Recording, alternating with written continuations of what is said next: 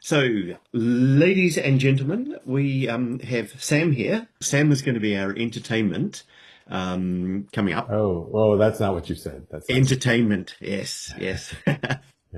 Sam has come here to share, I guess, to start with his agent framework, and we're going to talk about that. So we'll do a little bit of an interviewee thing, kind of thing, but then we'll just have a free range talk about it. And I think Sam and I first chatted with each other maybe 3 or 4 years ago, and I think you were gainfully employed at that Pre-retirement. pre-retirement. Pre-retirement. Right. You were doing a proper stuff there, and now you've. Yeah. I've heard people talk about active retirement, but I think you're now moved into activist retirement, Yeah.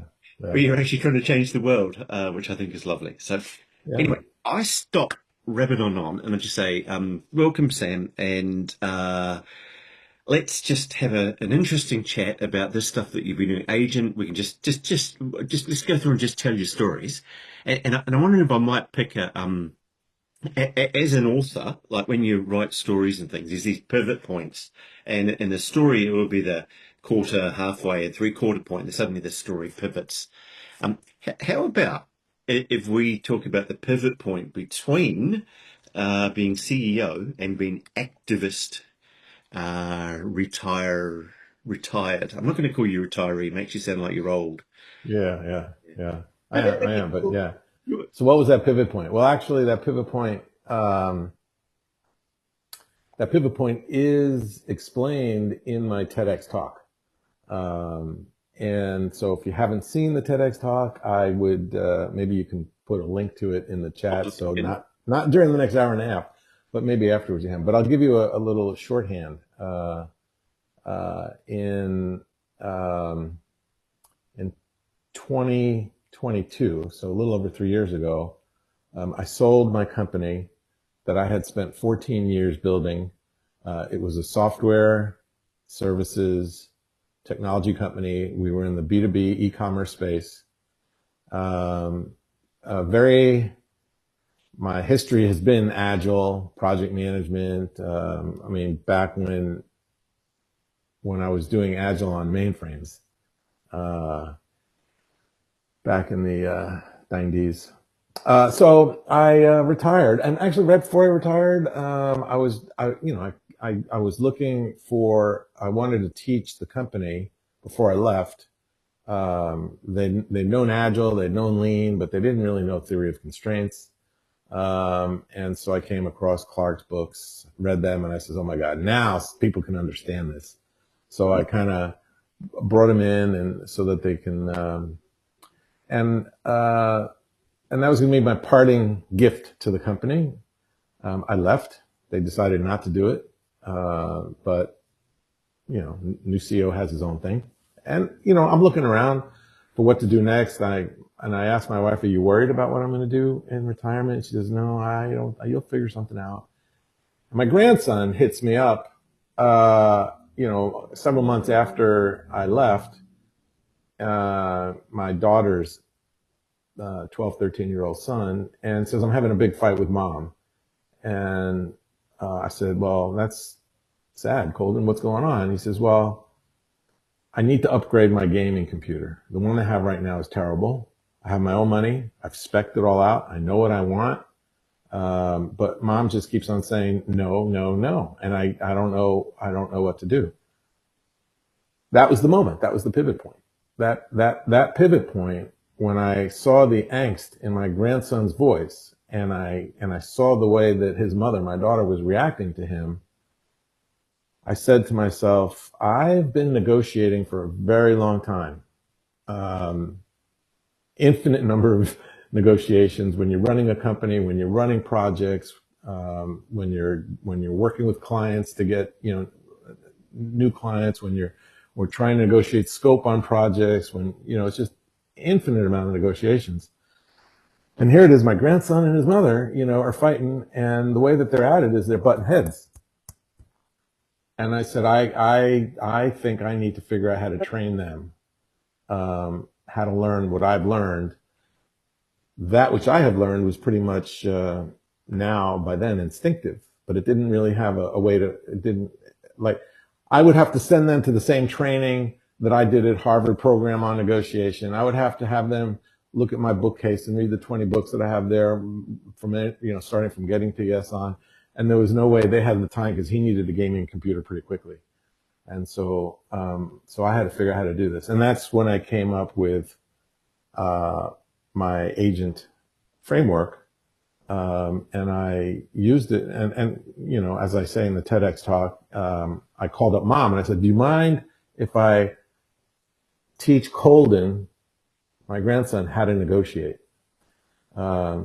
Which I've now come to learn are words that grandparents don't usually say to their children about their grandchildren. No, And no, it's yeah, can I just interrupt you? I'm just thinking that yeah. as a parent, I'm just thinking that this the connotation of negotiating is with my children outwitting me is where my mind first went, and that feels like I think they've been doing that anyway. But just Yeah. empowering them more. But that's not what you meant, really, was it? There's negotiations. Well, so everyone's instinctive, the words conflict conjures up something for everybody. The word negotiation conjures up something for Mm, everybody, but those weren't those standard definitions were not what I had in my head. Negotiation to me is a way of actually collaborating mm, about building relationships. It isn't arm wrestling. It's a very specific way to have conversations with people in a very empathetic way, so that you walk away with a win-win solution, right? Fresh on my mind as I was selling my company, just was you're looking for people to buy your company, and you talk to a bunch of different investors, and I spoke to one fellow who owned a similar company in my space, and I said, I'd be interested in selling the company, and he said, all right, well, I could see the complementary nature of our technologies, and he said, I just want you to know that my philosophy on negotiating is if my opponent doesn't leave a little bit hurt, I haven't done a good job negotiating. oh, And I said, okay, great. I hope you find a company that fits well in your portfolio because it's not going to be mine, and we left because that's the common standard. And mm, that's where I want to change the world, right? Is that that's not what it has to be. Conflict doesn't have to be that.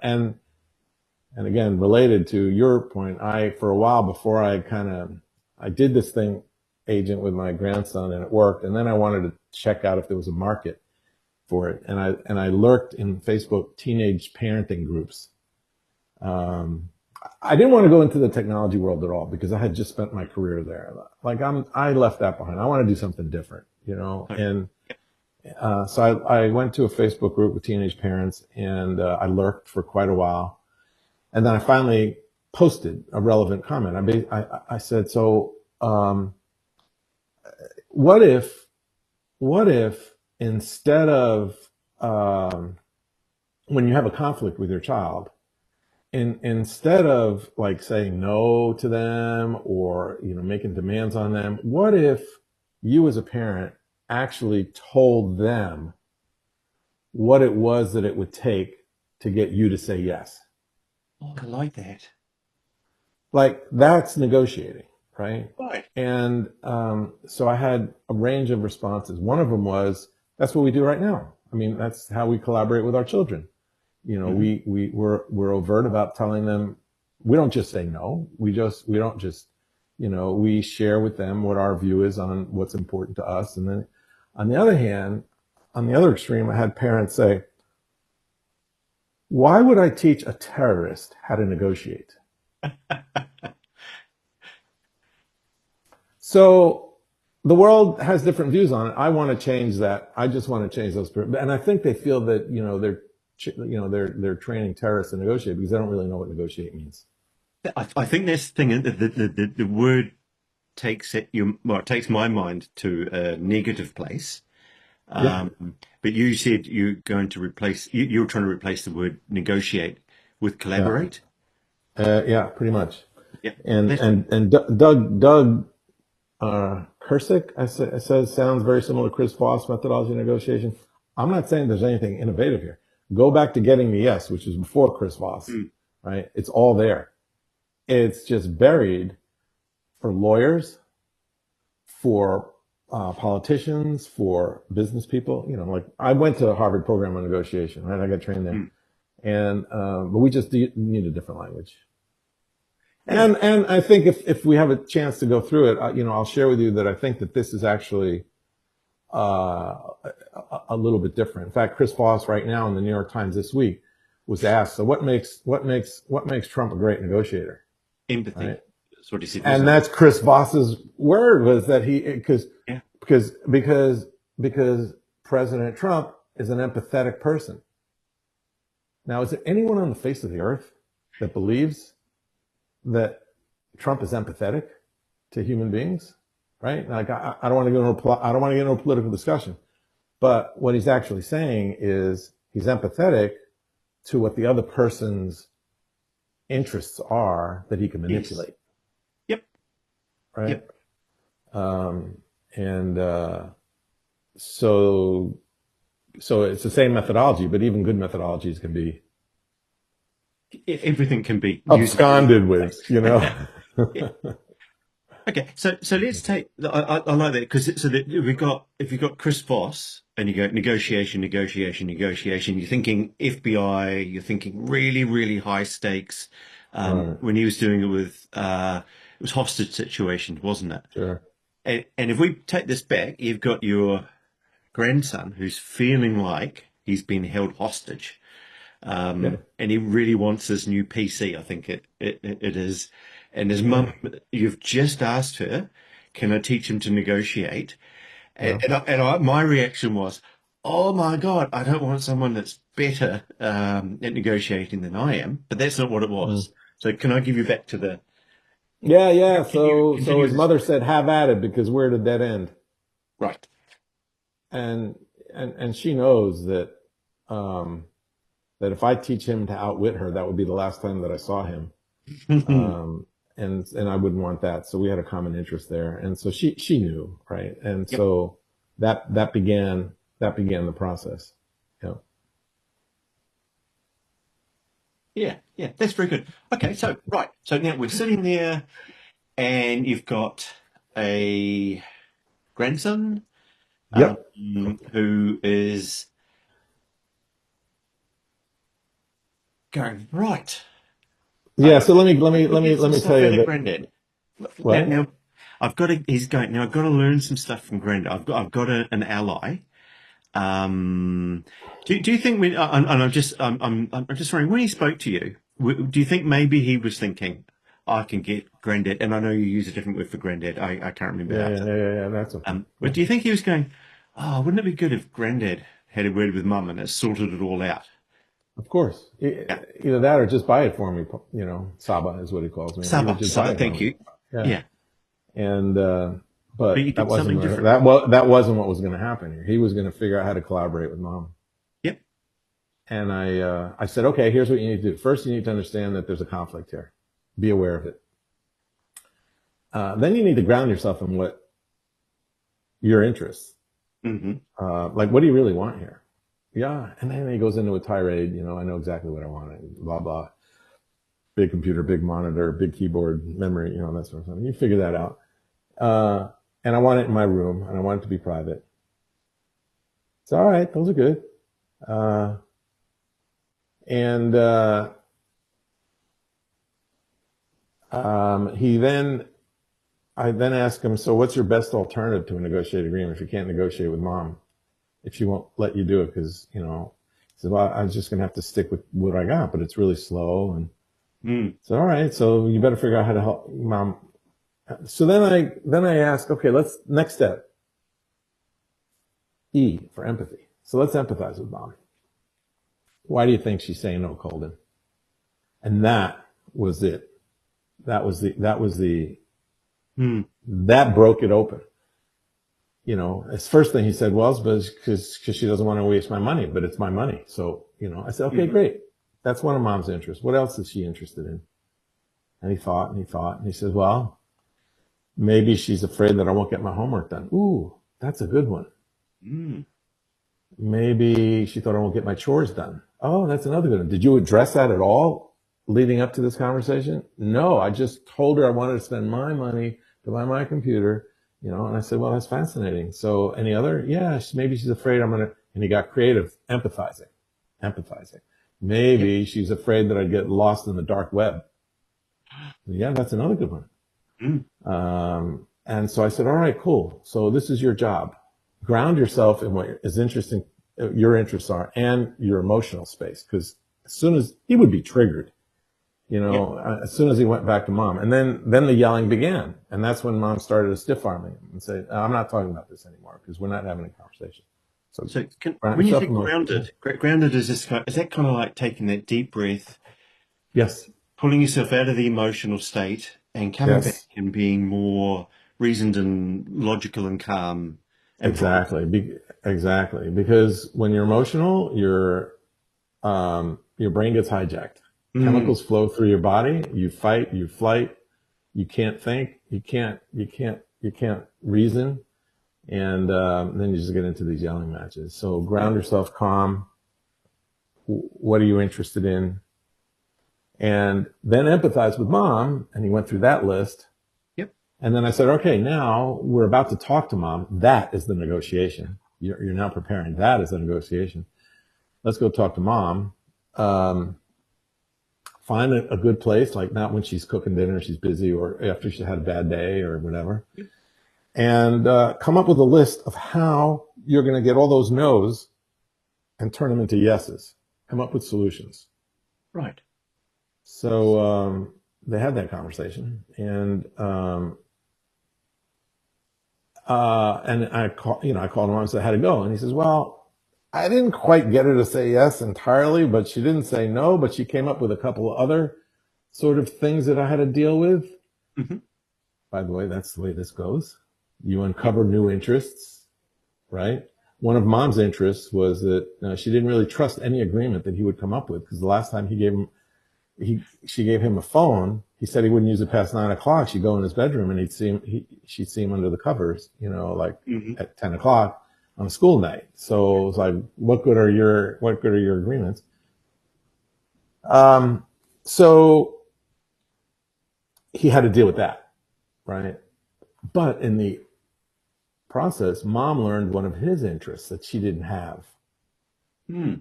And that was that a slow computer was embarrassing him with his peers. Mom doesn't want her son to be embarrassed. No.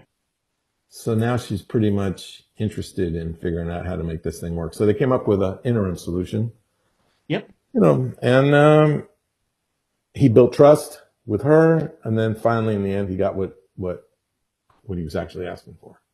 Lovely. Lovely. It was a Okay. process of a couple of months. Yeah, that sounds good. So, and I remember when I listened to your TED talk, Yeah.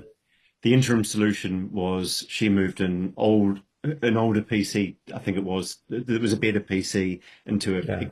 guest room, and that was a Yeah. really good stepping stone.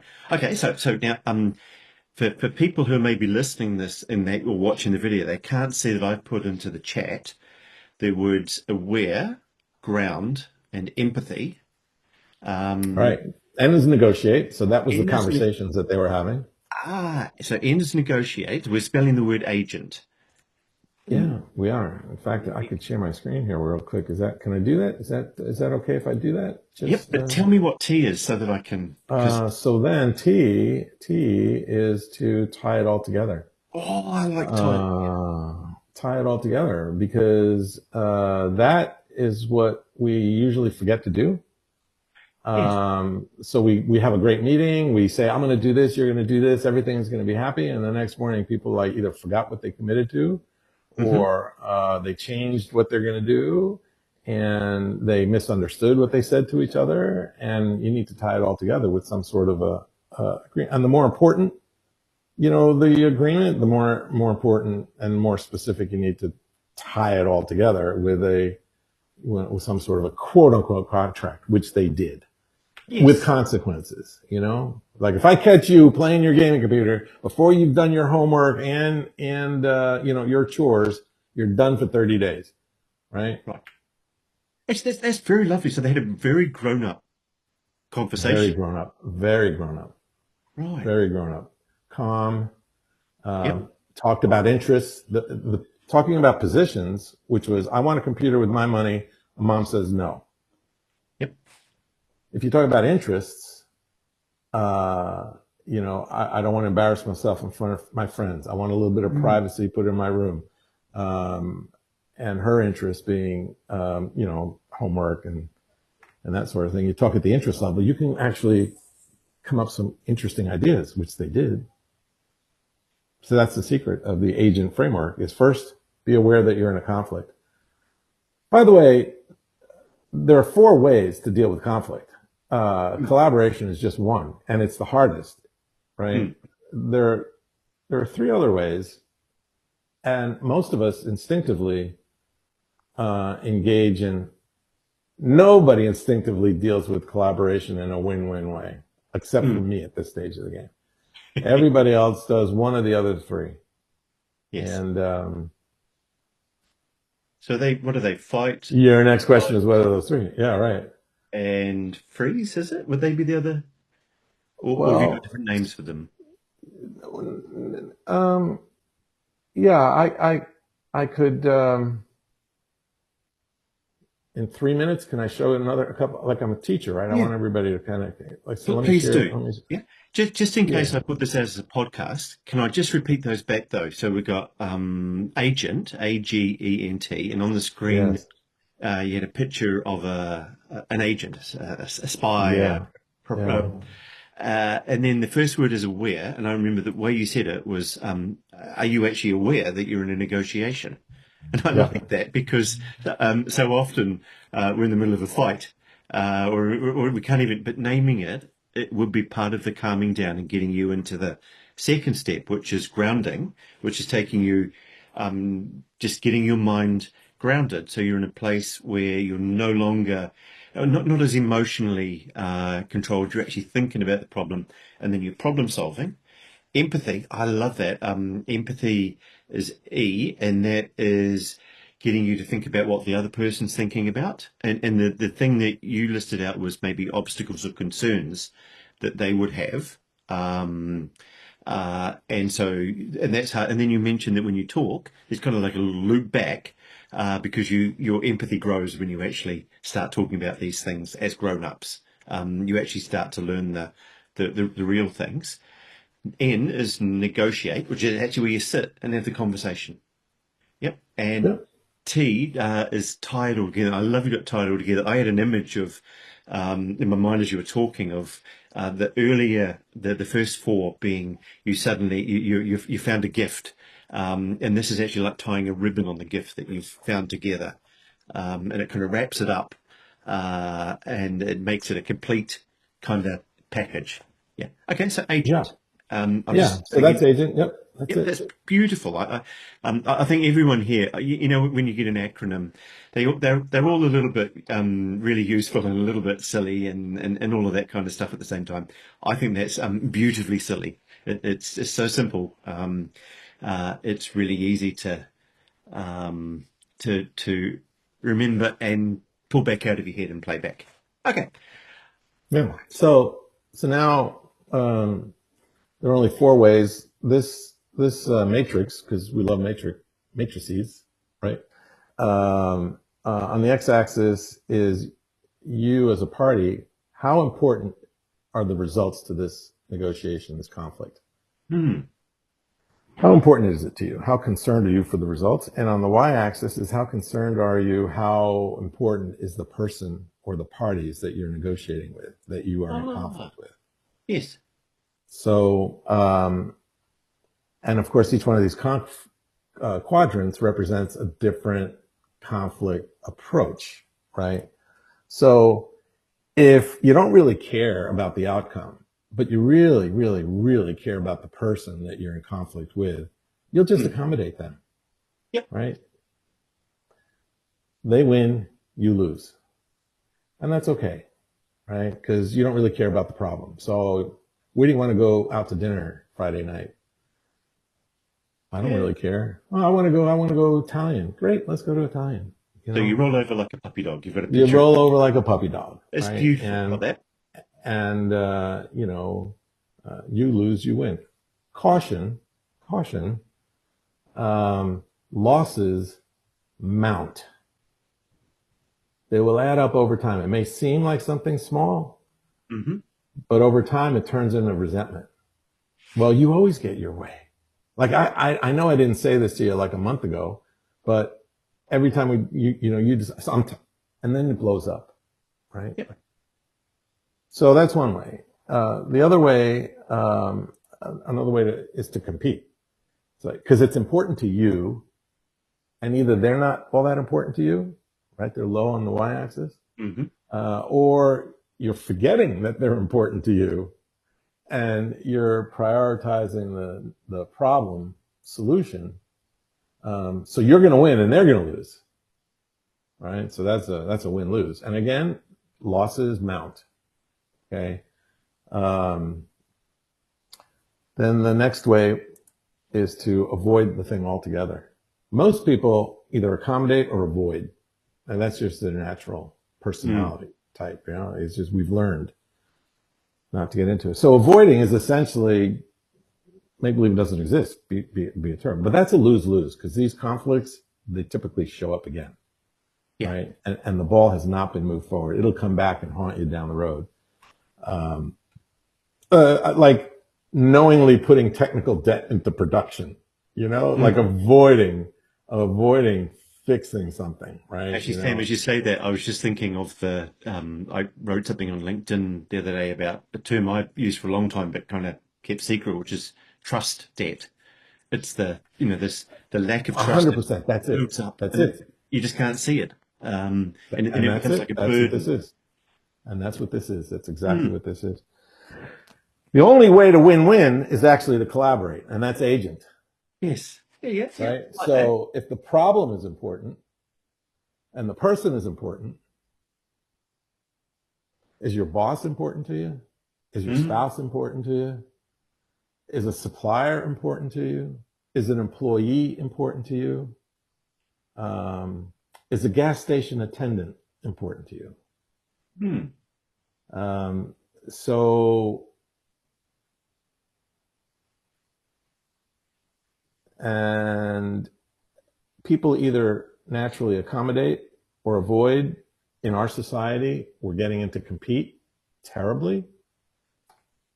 And we pretty much know how to do this and get good at this, but we don't know how to use an agent kind of framework to be an empathetic um, Brilliant. Can I party. sneak in there? Because that just Yeah. really there's a collaboration as a skill. I think is what you're saying there. We don't know how to collaborate. We You don't know how to collaborate. We don't know how to collaborate. We think collaborate is you two go in the room and solve it. Yep. Okay. Now, how's that? Why don't you get a representative from finance, from ops, and engineering, and you guys? This is great. We got a cross-functional team. Let's go solve the problem. Mm. Okay. What do you do now? How do you deal with the first conflict that shows up? The first disagreement. Mm. And the way that you do it is you get curious about the other party's views. Oh, so you think we don't really have the time or the money to do this? Help me understand that. That's your position, but help me understand. Where's that coming from? Excuse me. And that's how you start to collaborate. Right. Actually, okay. Actually, now this is. I'm being very selfish about this. Sam ran me through this. Everyone else that's on the call, Sam ran me through this ages ago, and I've read some of the stuff he's written. But I just want to say, I'm now selfishly saying the stuff he's just said out loud, so it helps stick in my head.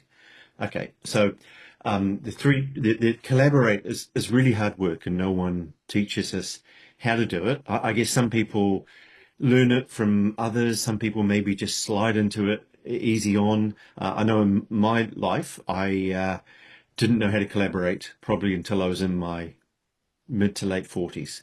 Um, and I kind of learned it very slowly and painfully. And now I'm looking at the other. So you've got a picture of an agent there, and I guess the agent works well if you think of the word, because that's like agency. Like, Yes. which I think means like when you're an agent, you actually have some control over things. I really like that word. I hadn't clicked until then. It's very clever, Sam. The other three, there's the one that we normally think of, where I go to with negotiation, is the big scary lion who just roars and competes. And those are skills that some people are again born with, and they can be very, very good at that. But what they do is they win for themselves, and they end up with a series of win losses, and no one really wants to work with them because they always end up feeling like losers if this person's always winning. You've got the turtle, and I've got that image here of a turtle pulling its neck in and hiding inside the shell, which is avoiding issues. And then you've got, I love the puppy dog. I think that probably, I definitely lived a lot of my life in the left-hand side, accommodate, like the puppy dog, just roll over, just go with it, or avoid like the turtle. And then occasionally I would try and be a lion, but I wasn't very good at it because I didn't have those skills naturally, and I would end up uh, not winning anyway usually. Yeah. Okay. So sorry everyone for indulging me in that, but I'm liking these things, but what I'm really liking, Sam, is that collaboration is a skill. It is. It's a skill that starts with a common goal. Colden and his mom had a common goal. They wanted peace in the house, and they both wanted to flourish. So it starts with a common goal. And so you can think of, projects that you have, and without being explicit about what the common goal is in a specific, attainable, measurable way, Mm, people can't focus on it. Then it is about everybody understanding, learning about the problem that they're trying to solve, and ground themselves in their own interests and empathize with the other person. And then negotiating is about curiosity. It's not about me convincing you of what's right. It's me trying to understand what you think is wrong. that's good. Can I get you to say that again? Because I was excited about curiosity, and then you said something I think is even more important. It's Yeah. understanding So what you think is wrong. yeah, collaboration is not about me trying to convince you of the right way to do things or the way it needs to do and then muscle my way through it. Collaboration is actually me being curious about why you think this thing won't work. And when you get to articulate all these things why you think it won't work, and I'm not judging any single one of them, I just want them out in front of us because each one of those are your interests, then we together can look at those interests and say, that one, maybe there's some information that we don't have about that's making you worry about it. What if we went out and got that piece of information and came back? Would you be less worried about it? Would that make you feel better about it? So that's collaboration is actually the discussions around people's interests. And it's great to have the obstacles. It's great to have people say this is why it won't work, but you can't defend it. You have to understand it. Yes. And I know that I can't win unless you do. So what's the point of me selling you on my idea?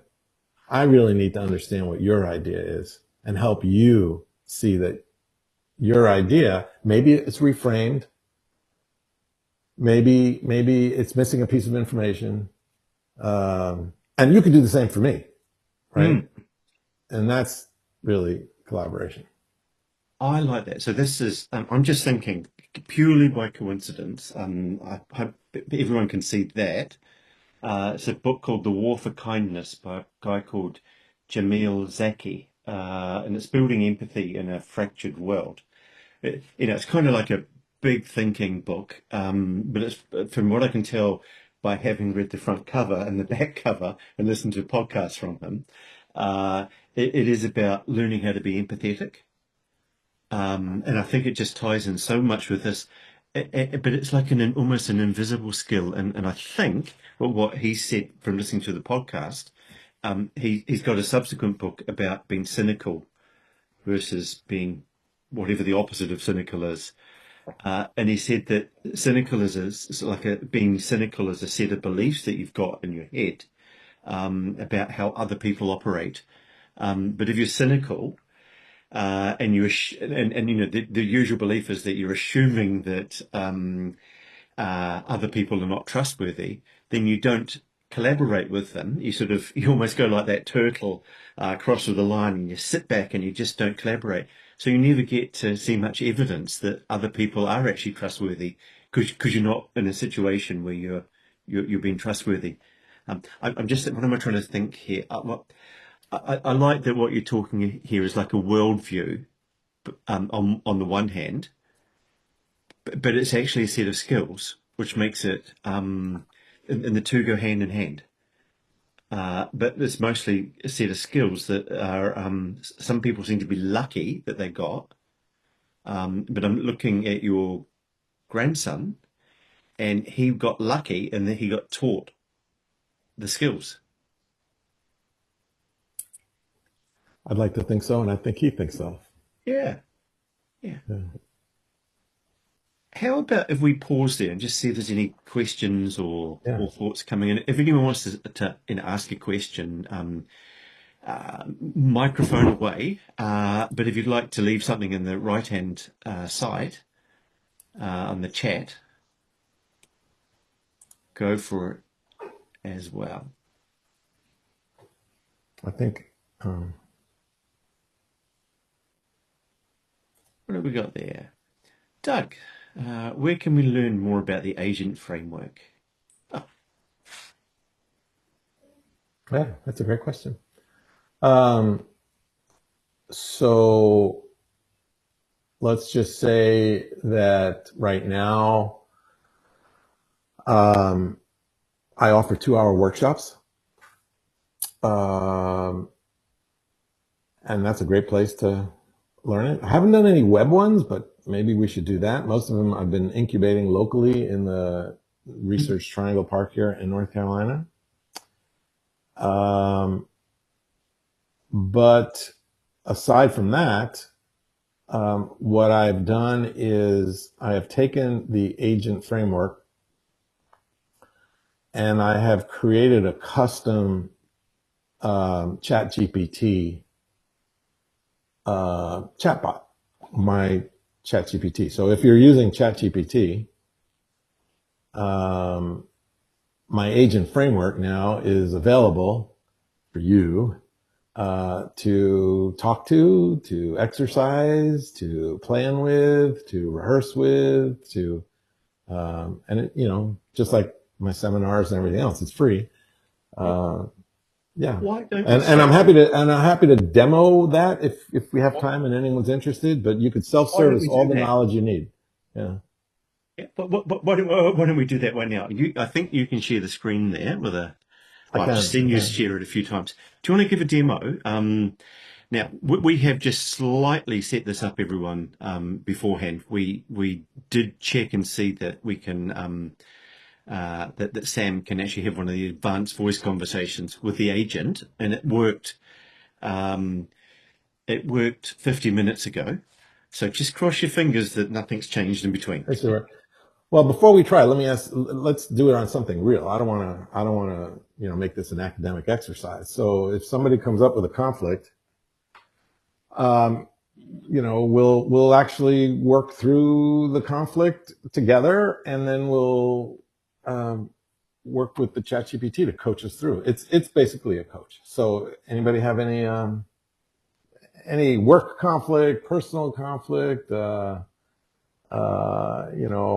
We're all, I don't know, we're all project people here. Any scope creep projects, any, negotiating with clients. Actually, Can you give us the there's link? almost Yeah, one no, there. I will. You have it. In fact, if you go to ChatGPT, it's in the marketplace. So you just look up my name, Sam Bayer. You can get it. But we'll do it in a second. Well, while you guys are thinking of one, because let's use a real one, or Clarke. Ryan had a question. He says the obvious concern with collaboration is what happens when the other party's fixated on compete. Do you see agent as a way to disarm that sort of conflict? 100%. They're competing because they don't know how to collaborate. Okay. The moment that I come up to you, and I'm thinking collaboration here, and I show genuine interest, I'm talking genuine interest, and I start asking you questions about your position and interests, and you realize that I'm not selling you anything, but I'm just trying to understand that person starts to build some trust and can be empathetic, begin to be empathetic. So you just need to model it. You need to be the change Oh that my you goodness. want to There you see. go. We could get some t-shirts and some hats made up of it. Be the change. But Yeah, that's actually true. If you're an agent, though, you are an agent of change. yeah, Yeah. Okay. yeah, That's good. I wonder. Now that might be a bit deep, but I was just wondering, Sam, of Ryan's question there. yeah. Could that also be a conflict that we could use, or is it a little bit meta to do that? Um, how do I? Let's do that. All Oh, right, why don't we let's see do what that. happens? Yeah. Let's see what happens. Let's see what happens. Yeah, let's see what happens here. Cool. So let And just me. for a moment, I'm going to Yeah. go off video and off audio, but I'll be back. I'm listening and I'll be back in about 2 minutes. All So right, let's do you're in this. charge, Sam, is what I'm saying. Yeah, that's scary. All right. Um, let's see what happens here. So do you see the ChatGPT screen here? I'm assuming yes. Graham, I can only see your face. Okay, thank you. Yeah, I see it. Brilliant. Okay. So this is in the ChatGPT market. And let's in the lower right hand corner here, um, we can activate voice. So, all right, let me just testing 1, 2, 3. Can you actually hear this? Can everybody hear me? And can everybody hear the agent chatbot? I can definitely hear you loud and clear. So no worries there. I'm picking up everything just fine. And yep, the agent chatbot is all ears and ready to help whenever you are. Okay, so today I'd like to get some help from you. I have a conflict with an individual. I really want to collaborate with them. The problem is an important one for both of us. I really appreciate the person that I'm going to be negotiating with, but their natural tendency is to compete. And how do I actually collaborate with somebody that wants to pretty much compete out of the box?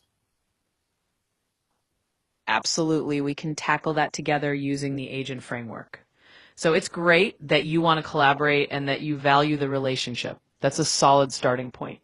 Now, since you know their natural style leans more toward that competitive lion mode, the key is going to be guiding them gently into a more collaborative mindset. And we can definitely do that. We'll start by getting clear on what matters to you, your ground phase, and then we'll think about what might matter to them. Once we understand both sides, we can come up with some creative ways to frame things so that they feel like they're part of a win, not just a compromise. So let's dive in.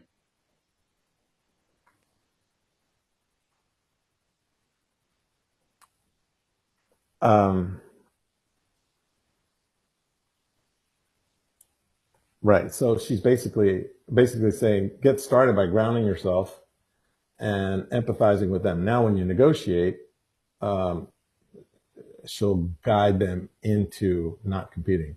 So now we need something real. Now we need something. If she's going to help us, right? We need something a little bit for her to sink her teeth into. Uh, and again, I could come up with something, but I would much Actually, prefer hearing it from I you. think, Sam, what's difficult for my head, I know I've written a book about this stuff, which probably two. Um, the word conflict is it has so many different meanings and so much. I kind of freeze when I'm trying to think about what is a conflict. So I wonder maybe if you could actually could you ask the nice lady on your screen what a conflict is? Okay. Can we start with you helping us define the scope of what conflict actually might mean? Absolutely, let's do that. So in the agent framework, we think of conflict pretty broadly. Conflict doesn't have to mean a heated argument or a big fight. It can be any situation where you and another person have different needs, goals, or perspectives that aren't quite lining up. In other words, conflict is just that moment when you realize, hey, we're not on the same page here, and we need to find a way forward. It could be something as simple as a disagreement on how to approach a project, or as complex as a difference in long-term goals.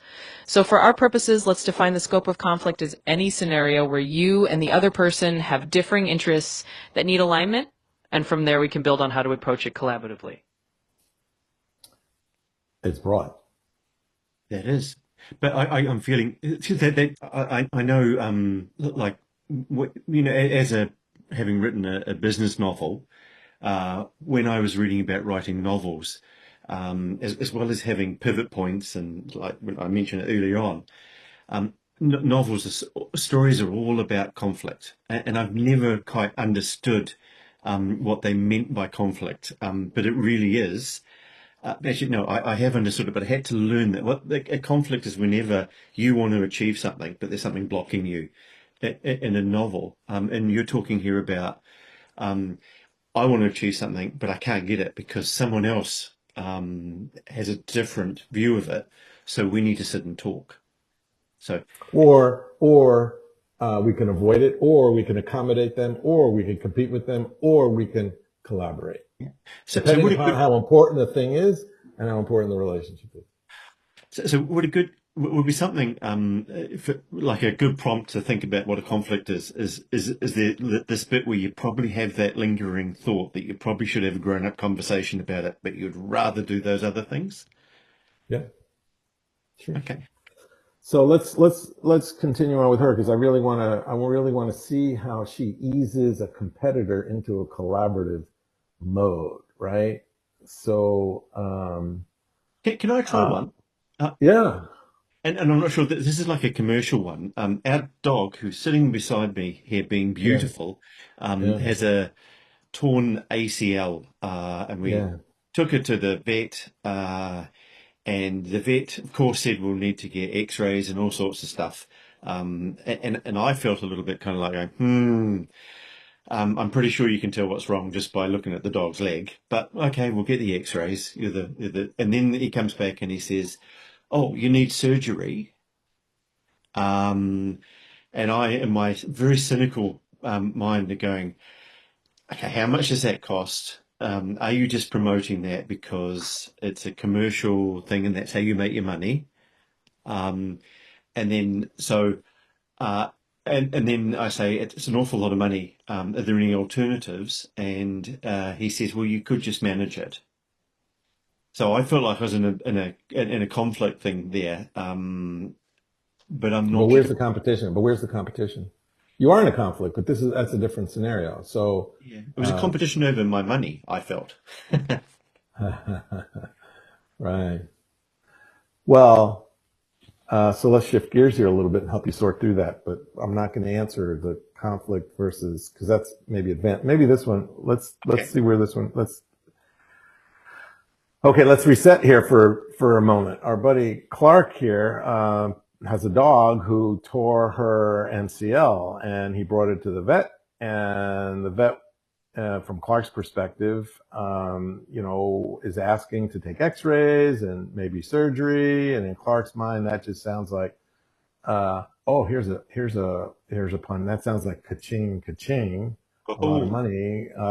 And so Clarke loves the dog, but there's a lot of money here that it's going to cost. And the vet says that you can spend less money, just manage, which is maybe let the dog hobble around. So how does Clarke get through this conflict that he's having about whether to give treatment to his dog or not?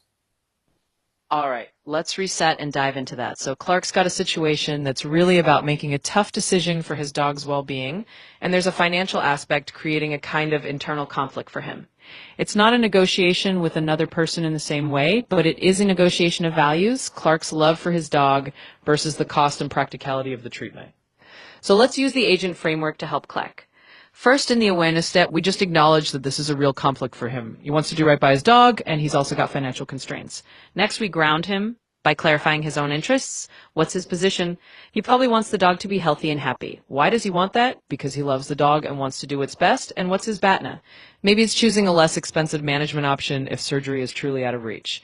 Then we empathize not with another person this time, but with the situation. We can frame it as, okay, the vet's recommending something that might sound costly, but why are they doing it? They'll probably want the best medical outcome for the dog. That helps Clarke see that it's not just about money, it's about the vet's professional perspective. In the negotiate phase, Clarke can brainstorm with himself and maybe with the vet about creative solutions. Maybe there's a phased approach, or maybe there are alternative treatments that balance cost and care.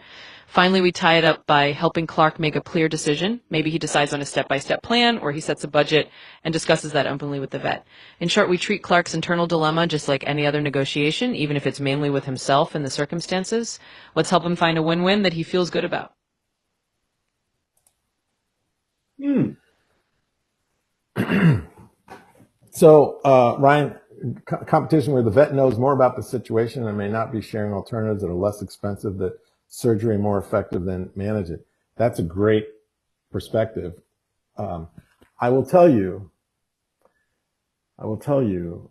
that I personally now have gotten to a place in my life where my opening stance with every human being, whenever there's conflict, is that they have good intentions, that they are made of the same stuff that I'm made of, regardless of what they look like or where they've come from. I may not understand them. They have different experiences, different cultures, speak different languages. But my opening stance, and like at work, it's like nobody comes to work to screw the place up. Okay? Nobody comes to work with bad intentions. But yet things screw up. So how does that happen? And the agent will tell you, the agent framework will tell you, don't blame the person, right? Empathize with them and ask, like, so in a curious way, not in a what were you thinking, but ask them in a curious way. Okay, so help me understand when you were actually doing that.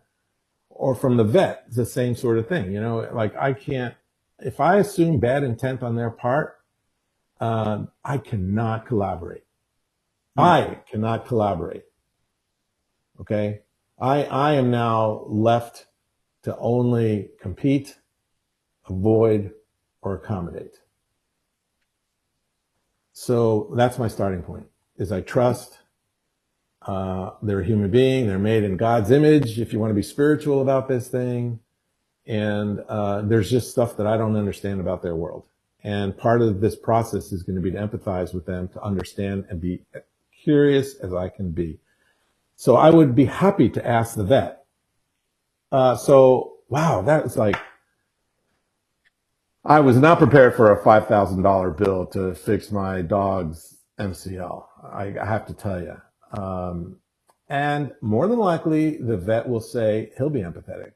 And he'll say, I feel for you. That is pretty expensive. And animal, health, and there's no insurances for this. These are, so there are a couple of solutions maybe that we can look at, and he'll offer. Maybe I can give you a payment plan. Maybe we could, find another course. I mean, but now you're giving him an opportunity, because you've expressed your interest to him, to collaborate with you. And the interest in this case would be the concern about the cost. Yeah. Actually, it was interesting. It's very interesting when you do that, because I know, I go, before I went to the vet, so this is a confession, I hope I'm not as horrible a person as I thought. I went to the vet going, how much is this going to cost me? And I'm also thinking, whatever it's going to cost me, if it was me, I probably wouldn't spend that much. But this stupid dog, which we got from a rescue dog, is costing us a fortune. I'm sorry, I feel very ungenerous towards dogs when I'm going in there. But then we did actually talk about it, and I think one of the things I was conscious of here is that that the vets all know that they need to anchor high, and start with the highest kind of thing, as part of their sales training of how they actually earn their income. And I do the same when I'm doing the same. So I knew I was being sold to. But he did once I go, oh, that's an awful lot of money, and it was $5,500, and then he said it might need to be both legs. I'm going, oh wow, that's $11,000, and then he did immediately go, oh, but there are other options that we could do. So our dog is now going to hydrotherapy, um, which I don't think that they're earning any money from. But our dog is now going and having swimming lessons, basically, and Yep. physiotherapy. Yep. But he did present other options when we did that. Sure. I just remember feeling conflicted about it because it was competitive, I suppose, coming back to Ryan's comment there, and the competition was about my money. Was the way I might Well, frame. that was your perspective, and it Mm, was it was competitive in your head. yes, And again, you're ascribing to him that he was competitive to get the most money, from you, and yes, that's okay. Change, reframe your thinking, and say, okay, I don't buy that that's the right course of action, and I don't buy that it should cost that much. All right. mm, So like any good negotiator, you go back to the market and let's go to another vet and get a second estimate and say, okay, you take a look at it. Why just go to that one and see if he's got another review? I mean, but you've got data now, but don't assume that they're out to get you. yes, I mean, they're licensed, they're professional, and he listens to you and he prescribed an alternate course. mm, Um, I took a course a couple months ago at Duke Law on mediation. I decided maybe I want to take this to the next level and be a mediator. And I was surrounded in a room of 20 lawyers, retired judges, all of them who want to be mediators and get paid in their retirement to mediate cases. And like I knew this before, but I spent a week, 8 hours a day with lawyers are the most negative people. They're trained. They're trained to see the negative in every situation first, hmm, right? And that's what they guard against. And and and I decided I'm not going to be a mediator in the court system because no one's looking to be win-win. They're all looking to minimize the pain, right? yes, I want a win-win world. I want a world. So, I want a win-win world where everybody walks away. And the only way to get that is to start by trusting the other person mm, and being open about it. And if it falls apart, then I have a best alternative to my negotiated agreement with that person because you don't start to negotiate with somebody without an alternative. And yeah. I'll exercise my alternative, but I'm going to give it my best shot. So Um, there's actually almost something that comes before choice, which is actually before agent, which is actually the choice, because your attitude yes, is a decision. yes. And I suspect there could, I have no idea if this is true, but I suspect most of us, our worldview on how to do these things, our theory of how the world operates, um, maybe defaults a little bit more to the negative for some people than for the other Yeah. people. So the agent chatbot that I've created here, actually, it has been taught that it'll help you evaluate which approach to take. Like, is this really something that I should collaborate? Can I avoid it? Could I compete? Could I accommodate? Okay. Based on you answering questions about how important is the problem and Hmm. how important is the relationship here. And it doesn't want you to collaborate all the time because collaboration is hard work, Yeah, you I know? like that. Um, So that's part of it is that sometimes you go do this hard work because it's worth it. Other times just like, yeah, avoid whatever. I want to pull something back because I like playing with words, and I find that when you play with words, magic happens in my head anyway. And I use the analogy of when I'm talking about trust, of you want to build trust, just imagine a cat. Imagine you like cats, and you want to go.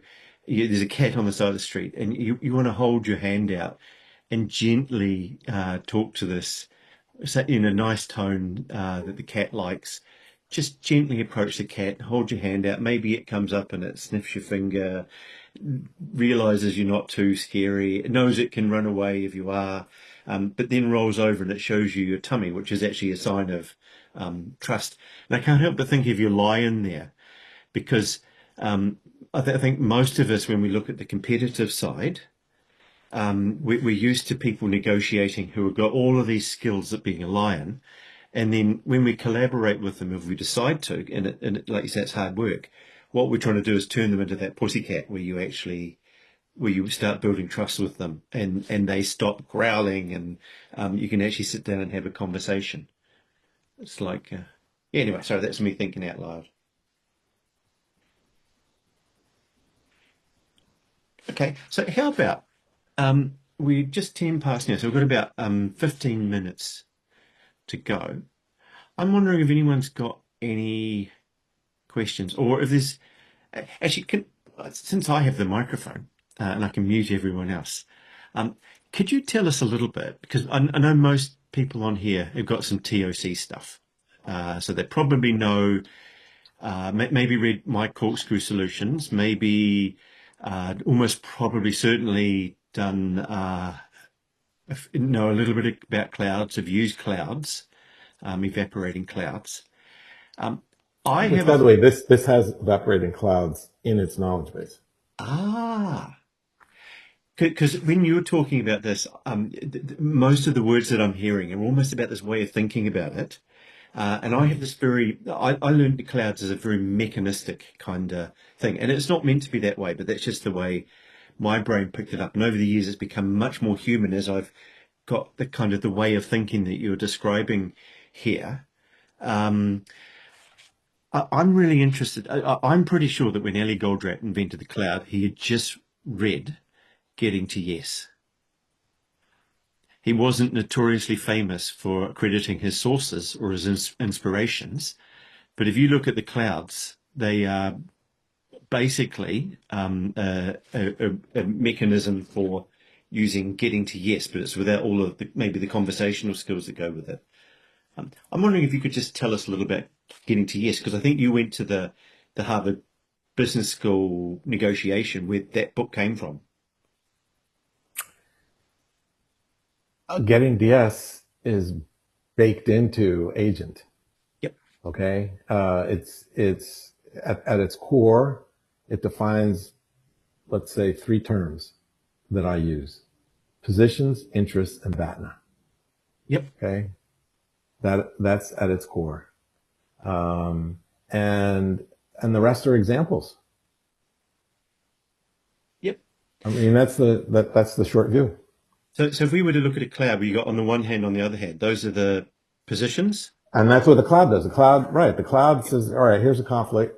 So here are their positions. What are their interests? Where's the And those are conflict the in those interests? And you endpoints. resolve it against those interests. Yep. So you solve for the middle of the cloud rather Yeah. than than the two competing options. Yeah. Okay. And the third bit, I'm just thinking most people probably heard of was it best alternative BATNA? To a negotiated agreement. Best, BATNA, BATNA, best alternative to a negotiated agreement. It's like, uh, uh, the, um, uh, nobody goes into a negotiation wanting to end up worse than they started, Yes. right? So I go in for a salary raise, and I make a case for how great I'm doing and why I want more money, and my boss says, "All right, we can give you 5% less." Like, nobody, he'll come back to you and he'll say, "We don't have the money. It's a down year. Yeah. So what are you gonna do? So you need a let's call it a plan B, Yeah. right? Going into that conversation, what's a good plan B for when you go into your boss and you ask for a raise? Mm. You have another job lined up. Always a good move, isn't it? Yeah. And in your grandson's case, he could Yeah. go, oh, I can put up with it for a while. Exactly. So the status quo was, Not happy, but it had been going on for quite a while. So that's what a BATNA is is your courage to ask for something is dependent upon what happens if you get a no. Mm-hmm. If you have an alternative, so here's an example. I'm at the airport yesterday, flying back home from Miami, back to Raleigh. He flies like once every 4 years. I fly like every month. And so I'm in group 1 boarding and he's in group 8 boarding. And I say, hey, look, stick with me. And, we'll ask, I'll say you're traveling with me and I've done this. And he was scared. Yep. Right. He says, what happens? What happens if they say no? Get And back I to me. said, exactly. What happens if they say no? Mm. And he says, I get on. Are they going to kick you out of the airport? Are they going to arrest you? They're just going to make you go and board with group 8. So that ain't so bad. So come with me. And of course he boarded with me in group 1. Right. Yep. Yeah. But he was afraid and I couldn't figure out why he was afraid. And then he couldn't figure out why he was afraid once we Mm. talked about it. But his emotions, are such that it's preventing him. So that's why the framework works. It helps you think through and externalize some of these hidden fears, Yep. And that you can deal with them. Okay. Now, I know we've got some questions, and I haven't been following it there. Just in case, so what I'm going to do now, in a moment, well, what I'm going to do next is wrap up this part, but then just open the microphones and we can just have a chat. And anyone is welcome to ask anything. But the reason I really like this stuff, Sam, it reminds me of the guy whose name I cannot remember. About 20 years ago, used to work for the World Bank, and he wrote a book about storytelling, and then he became an expert in Agile somehow. Stephen Denning, I think his name was. Oh yeah, I know him. Yeah, Yep. sure. And in the start of his book, he had this little story about, I think it was a kid able to do something because of funding. And I've lost the story over 20 years of reading it. But he started out and he just repeated that little tiny story of this kid. I think it was somewhere in Africa, and maybe famine-torn area, and they had an ability to get some education or something, and it changed their life. And he repeated that story over and over and over, um, and it got the idea. It got his idea across. I just really wish I could do it justice by remembering it. But I'm reminded of that when you talk about this, the simplicity of you having this little conversation with your grandson. This isn't just for kids. This is really grown up stuff. This is grown up conversations for kids, but it's also grown up conversation for grown ups. And I think that's why this is worth actually genuinely I will. taking. I'll tell you, and I won't go into depth here. I will tell you, this past weekend I spent in Miami, um, where my brother-in-law was on life support system, and the family had to decide whether to pull the plug on him or not, or when. And agent was what I leaned on because there were varying opinions within the family. Yes. This isn't kid stuff. No. Okay, it's the same exact framework. It's the same exact framework, and it's a way of thinking. Yeah. And it's So Graham asked a question. Do I have a fallback idea before you use agent? FBI. Go for it, Graham. Oh, I like it. Oh, yeah, got it. That's good. Yeah. Right. Okay. So I'm just going to say thank you for that, Sam. Right. Now, I'm going to turn my microphone off for a bit, Yeah. and Yeah. no one talks. It's going to be really awkward for Yeah. all of us. I'm going to sit here in silence. Including me. So let's Yeah. see how we go. Someone else ask a question if you want to, or type it in the chat.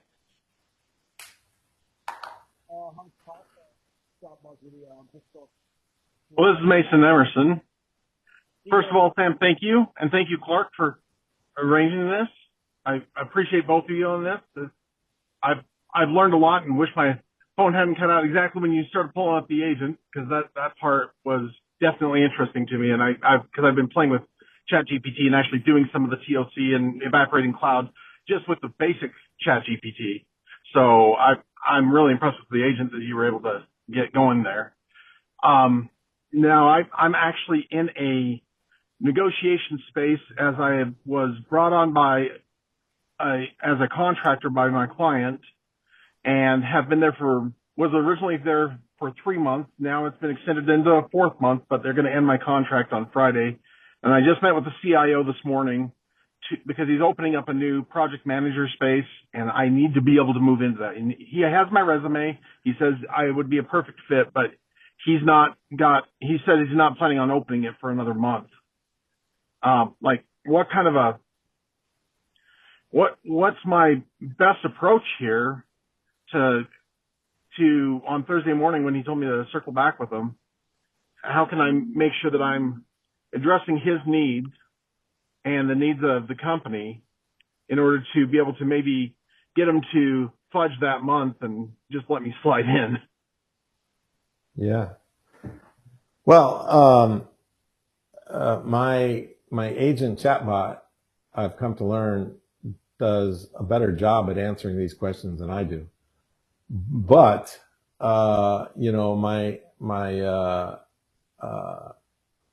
general guidance is, remember, it's not about you, it's about them. The more you know about why he can't do it for another month, and what his interests are, you need to collaborate to come up with, and why is the month important for you, right? Ground yourself in your own interests. And once you articulate those two things, your interest and his interests, and then you can go and actually collaborate with the guy. Now, what you might find out is that he's bullshitting you, right? Because he doesn't really know, like, that. He doesn't want to say no. He just keeps on filibustering, or that might happen, because not everybody's not. That's just what they. I'm not saying that that's the case. I don't know you, and I don't know them, right? But I'm saying by engaging the collaboration, you're going to get no's, no's, and no's that you keep on digging in. And you better have a BATNA, because if you absolutely need it this month for rent or for gas money, and you don't have money in the bank, then you need a BATNA and you need to start going somewhere else to look for another job, right? But if you believe that he's saying all the right things and you believe that there's only a month, then, I would say, all right, I'll tell you what, how about I work for the month and then you just pay me more than you were thinking of for the next 11 months and at a higher rate, and it'll even out over the course of the year. And you don't have to give me a raise in year 2 because you're actually working at it at that rate then. So I won't ask for anything until the 3rd year. I don't know. I like that, Sam. Sorry, couldn't help but butt in. That's a good angle. Good question. Anyone else? So Rodney asked the question, how do you use this where there isn't a conflict? You need someone to come up with ideas for a new business, for example, or would it be useful? Make it a conflict, right? There is a conflict there. It's like, so who needs something that they don't have right now? That's a conflict. Ask that first question, right? And then say, okay, so take it from there. You hear me? I mean, does that make sense? Maybe you have yeah? I mean, that makes sense. So when you say who needs something, meaning like potential customers? Yeah, market segment, customer Mm-hmm. profile, and you have an idea that, that makes a business. And so turn it into a conflict where you can get to be curious. Threaten to put it into production. Threaten to create the business. and then ask yourself, why won't that business work? Right? What are the interests of that client that I'm not addressing? Or am I addressing their interests, right? And are there enough of those clients? And what's the competition for that thing that I'm going to give them for the price that they want? Can I make a business out of it? So make it a conflict, because that's when you get curious. Interesting. Okay. Awesome. Thank you. Yeah.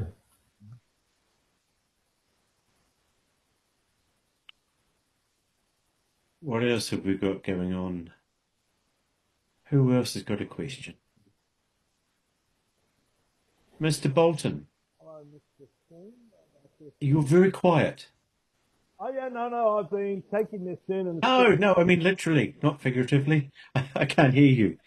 oh, hang on, Can others hear? Barely. I could just hear you, Robert. let me get this. Can you hear me now? Not really. No, definitely nothing there. That got worse.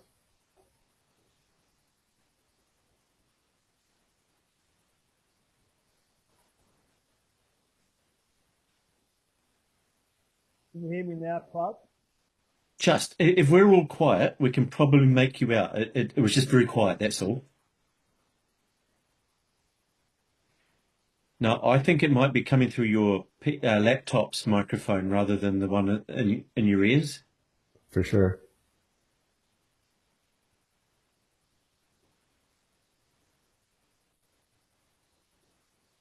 No, you've disappeared. How about Robert? Um, oh, you can hear him okay, Paul. That's weird. Are you in the same room with him?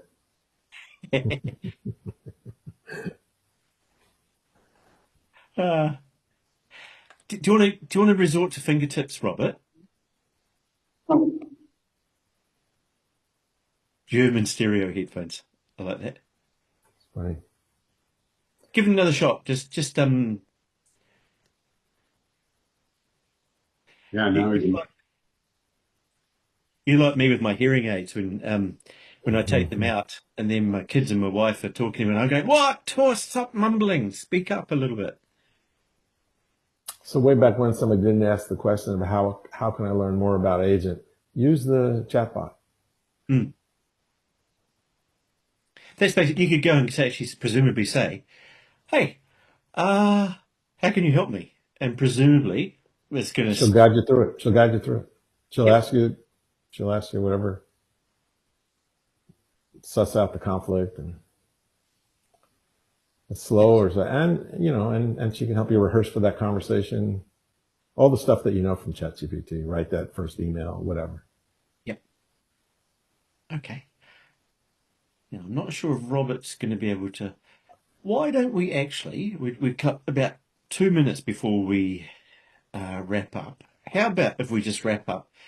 Um, I'm going to pop this up on Substack and on YouTube, the video. My assistant MJ will top and tail it. Uh, and we may actually edit it slightly so that uh, Robert looks like he's. We may we may wrap up there so we don't finish on Robert suffering technical glitches. But I'd just like to thank all of you for coming along. I found that really, really useful, Sam. You know, I've already got clouds built into me, but and it's like I said, I learned them as a kind of a. They weren't meant to be mechanistic, but I learned them as an engineer. And talking to you, you're talking about the stuff that I've kind of learned more as a human. And I really like that. And I think of like when we talk of TOC, it's very. I think there's like two worlds there. There's almost like the drum beat that comes like from drum buffer rope, boom boom boom, which is very mechanistic. But there's also the heartbeat that has to come with it, and they complement each other. So I really like the way you've got a mechanism here, and it's kind of like a step by step process.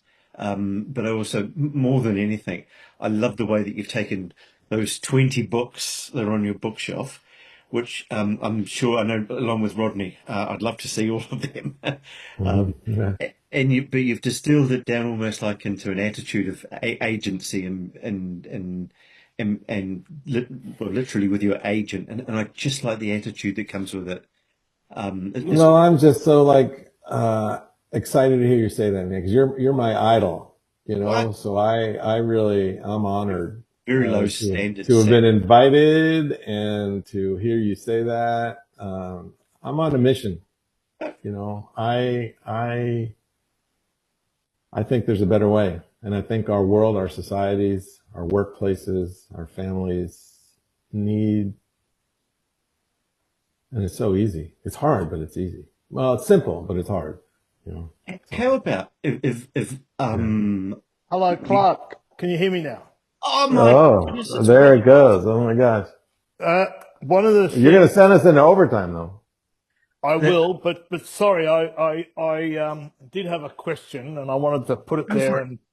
and once again the Clarke Ching buffer technique worked because I had a second earpiece. It's the earpiece that's the problem, not the actual computer. Where were you plugging it in, Robert? No, I've got two earpieces, and Clark, you know what I'm like. I collect too many things on various areas. Hey, Um, go for it. yeah, so first thing I'll say, great talk, Sam, and I will look at your TED talk in a little while, and I'm just looking at your LinkedIn profile and see which other um, colleagues or compatriots or people that like to argue at conferences once a year being the TOC community, you know, and there's a few familiar names. And I had totally forgotten about the Harvard thing that you brought up the buffer. I remember having discussions about 10 or 12 years ago in Singapore when this came out. One of the interesting things you mentioned when you talked about your negotiation, and particularly you came back with a number of alternatives with project managers and how to do and what I call a variable reward fee. So you go in with another position and you're quite willing to walk away. We have an interesting situation in Australia, and I call it the tall poppy syndrome. Clark and Graham would be fully aware of it. And I thought there was another Australian guy that's across it. And it's really interesting when you go into a negotiation with someone that's slightly higher on the totem pole and you walk away and then they will threaten you that they find that totally threatening. And I have seen it, particularly in large construction projects and IT projects, where they will be very vindictive against you because you are not wanting what they want, which is, I'm your boss, you have to do it my way. And we're actually got it at the moment where the big thing politically is, will the Olympics be built for 2032? I'm actually keen to test out your tool. But yeah, look, that's something it's very interesting because I had forgotten about the Harvard Badford model. I have seen it before, and I think a lot of other things as So well. why would you walk away? What is in your interest to walk away from the boss? What yeah, what They don't see the value, and they don't want to see the value.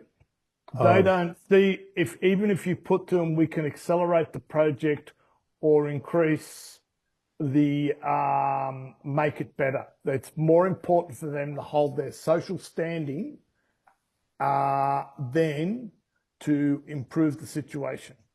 yeah, that's a really cynical view of them, okay? I will tell you that's my opening gambit to analyzing your comment here. I don't think that there's any manager on the face of the planet who, if he was given, look, I can do this in a tenth of the time at the tenth of the cost, and I'm going to make you a hero, would deny you that capability and that opportunity. What they're saying is, we don't believe you, okay? And we don't trust that you can actually do what you do. And so I'm going to go with what I know, which is my safe thing. Now, that's the objection. Deal with that objection. Say, how are we going to be able to, what would it take to convince you that in fact I can actually do this for you? And would you agree that if I actually did this for you, that in fact you would execute? Right, and that puts you in a 100% risk situation, and where you are then all the risk is being transferred to you, which is the whole essence Well, of so the then contract. that's your interest that you then share with them. Of say, how can we collaborate on a solution where we share some of the early risks here? I'm willing, but our Right, interests are, both of us are to, right, this is the definition of collaboration, right? Is you yeah, yeah. bop between, you bop between these interests and the objections that they come up with, and you get creative about coming up with with solutions until the real one shows up, Right. until the real interest shows up. Right. And well, in your model, are you going down a layer of resistance? Because that's the way your questioning just went then. The actual resistance might be that he doesn't like doing business with people under 30, that he doesn't like doing business with women, or he doesn't like doing, you'll have to uncover all this because it's real. Mm-hmm. For sure. You cannot take no on face value. No is the opportunity because he's expressing his interest here, and you just have to be curious about it and not make him feel as if he's defending a position. The moment that that person starts defending a position, you're fighting positions and you're going to lose. You can't win because he has power. That's the definition. But if he believes that you're truly listening, that you're actually looking for his best interests, which are what? Which are, I'm going to make you a hero. I am going to get you under budget. I am going to get you, and he knows that, look, don't be naive. This is a 10,000 person organization. There are people coming to work here waiting for their pension. No one's excited about this thing. And figure depend. Yep. Yeah, no, that's an interesting one because I mean, most of the time I've been on on a collaborative side where we've gone towards a win-win. But occasionally, and it's about typically 1 in 10 or 1 in 15, I'll walk out, particularly on the risk area, because it comes back to your lawyers. And I mean, this if you look at some of the things that's happening in the construction business, and the US has similar problems to Australia in that extent. Yeah. In my startup, when I grew my company, my worst clients were the biggest brand names that paid me the most. Yep. Mm-hmm. And I sold my soul to the devil because I needed the revenue that came from them. Yep. And the moment that I could get away from them, I did. Sometimes it's better to walk away and avoid the lions before you get eaten. Yeah. You just have to keep on digging. You have to keep on digging because, the perception is that they're competing, but they all have interests where they'll say yes to something. You just need to know what that is. And if it doesn't meet your minimum requirements, then you execute your BATNA. Sometimes, by the way, it's cultural. I just will not endure the fact that your organization is so mistrusting of everybody that you're making me, report on a daily basis, that you're making, whatever it is that you're doing. I just culturally, I'm not going to work with you. But you have to have a BATNA. You have to have money in the bank. You have to have alternatives. Otherwise, Isn't it funny when you've got those alternatives? I was actually just coaching someone this morning on a job interview that they have. And she said to me, the lovely thing is I've actually realized I really want this job, but if I don't get it, and suddenly, that's not that's an attitudinal BATNA, but that still doesn't help her pay the rent. she still had her existing job. Brilliant. That's a I, BATNA. I was just looking at that. I can just go back to that, and I got the feeling that once she had articulated that, she could actually go have this job interview discussion, and it was going to be a whole lot much nicer because she wasn't going to be feeling so stressed and so needy and trying to prove herself. She'd actually just have a much easier conversation. Yeah, it's amazing. Yeah. Now, Sam, thank you, Robert, for that question. There, Sam, thank you very much for that. That's been really interesting. This has actually been wonderful timing for me because rather annoyingly, I have been seeking out books like this, the War for Kindness, Empathy, and all that, because the book I'm writing at the moment, it's all about building that culture where you actually trust each other and you collaborate. And I use the word co-create, which I'd nicked from somewhere, and I just like that idea of people co-creating solutions together but you can't do it until you unpack what the actual what the problem is there. And so it's just been really helpful for me. So you've helped me rewrite chapter 2. So thank you. Well, there you go. And this is a fundamental skill. I think agent is just reading, writing, collaborating through conflict. Yep. It's just a fundamental skill that isn't taught anywhere. And I want to get it on the curricula. I think so. How about just last question, and you don't have to say yes to this, but I wonder if we do another chat in a little while Sure. where you actually run through some of your material, and I can spend more time warming it up and promoting it, if you like. So you Yeah. get if you feel like doing that, I think that would be Yeah. good for everyone, and it just Yeah. ties in so much with the you know the Agile, the TOC, all of that kind of stuff that we follow. So Let me know. Let me know. I'm all for it. Anything. Yeah, I'm with you. Thank you. that sounds good. Well, everyone, thank you very much.